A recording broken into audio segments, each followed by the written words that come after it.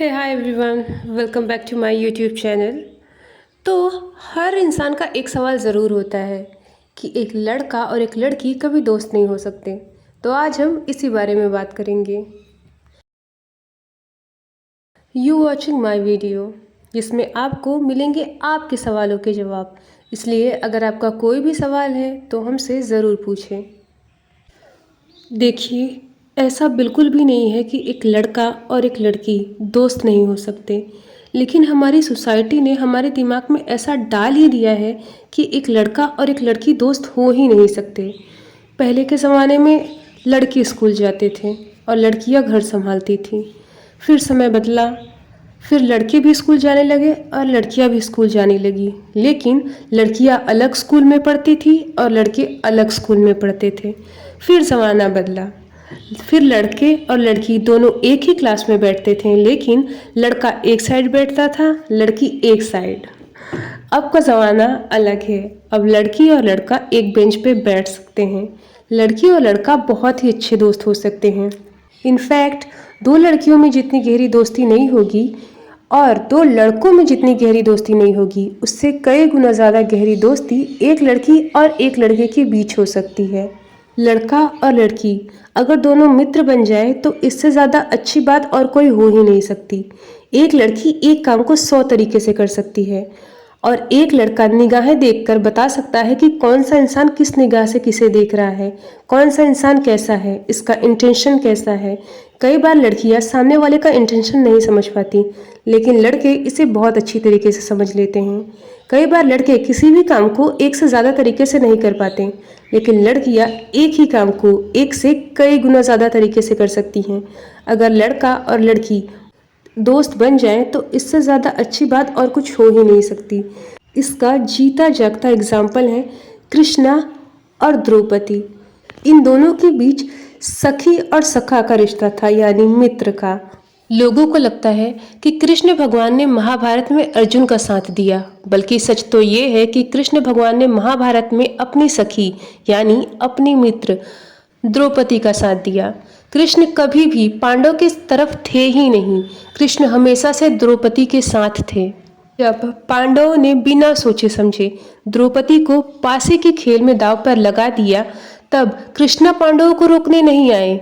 लेकिन जब दुर्योधन द्रौपदी का चिरहरण कर रहा था और द्रौपदी ने कृष्णा को याद किया, उसी वक्त तत्काल ही श्री कृष्ण ने द्रौपदी का साथ दिया। और ना सिर्फ वहां साथ दिया, बल्कि द्रौपदी के लिए ही कृष्णा ने पूरी महाभारत का स्वांग रचा। कृष्णा ने सिर्फ और सिर्फ अपने सखी को न्याय दिलाने के लिए अर्जुन को प्रेरित किया कि उसे युद्ध करना चाहिए, जबकि अर्जुन तो लड़ाई कभी करना ही नहीं चाहता था। लोगों को लगता है कि अर्जुन महाभारत का मुख्य पात्र है। श्री कृष्ण के बाद लोग अर्जुन का ही नाम लेते हैं, लेकिन सच तो ये है कि महाभारत का मुख्य पात्र श्री कृष्ण के बाद द्रौपदी है और कोई नहीं। महाभारत कभी भी पांडवों की और दुर्योधन की थी ही नहीं। महाभारत हमेशा से सिर्फ और सिर्फ द्रौपदी के लिए की गई थी। द्रौपदी के साथ जो कुछ भी किया दुर्योधन ने, सिर्फ और सिर्फ द्रौपदी को न्याय दिलाने के लिए श्री कृष्ण ने न सिर्फ सारे पांडवों को मारा, बल्कि उसके साथ साथ उन सभी लोगों को भी मारा जिन्होंने दुर्योधन का साथ दिया था।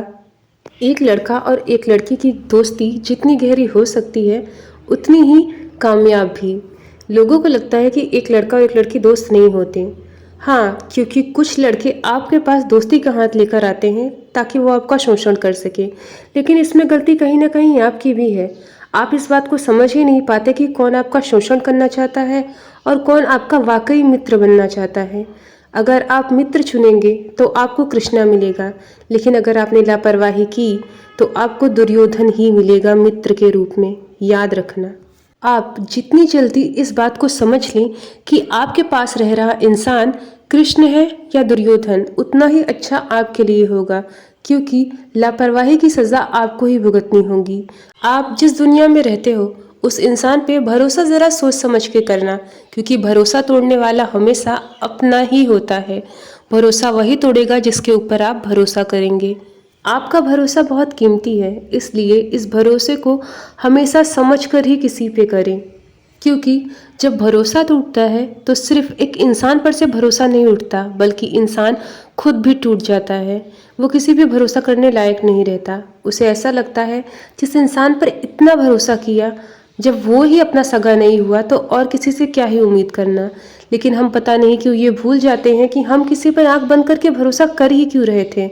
उसने हमें नहीं कहा था कि आप हम पे आंख बंद करके भरोसा करो। हम ही बेवकूफ़ थे जो सामने वाले पर आंख बंद करके भरोसा किए जा रहे थे।